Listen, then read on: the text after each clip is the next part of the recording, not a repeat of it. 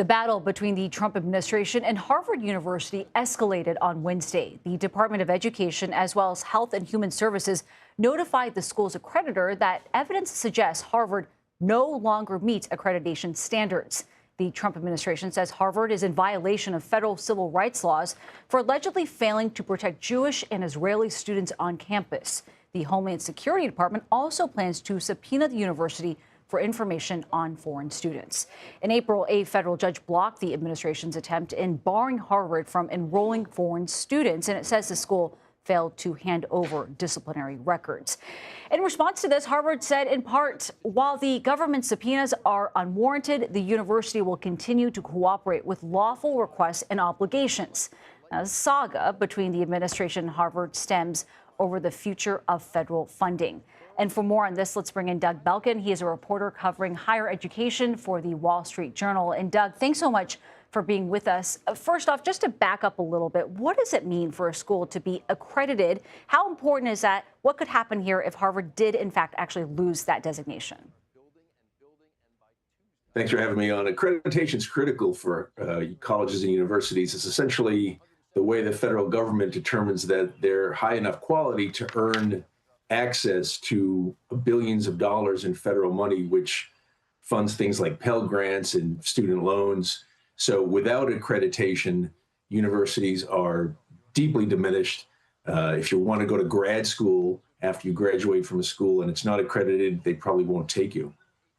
Given how much is at stake, then what's the likelihood of Harvard actually losing this status?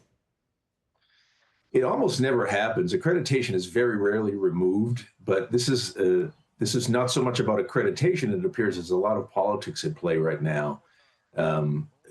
Usually this sort of thing would play out over 3 or 4 years.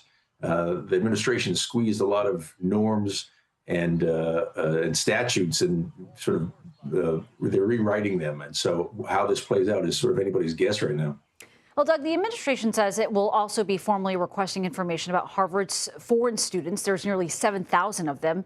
What information is the Trump administration seeking there? And what are they trying to achieve if they can't stop the university from enrolling these students? What they're saying is that there are kids on campus who have taken part in protests and maybe connected to anti-Semitism, and they want to know who they are and what their behavior has been. And the university hasn't turned over enough of that information to their satisfaction. So they're asking for things like videos and then any disciplinary actions that have been taken against these students. You know, Doug, we called this a saga. And in that vein, Harvard has also filed a lawsuit against the Trump administration over its efforts to claw back the school's federal funding.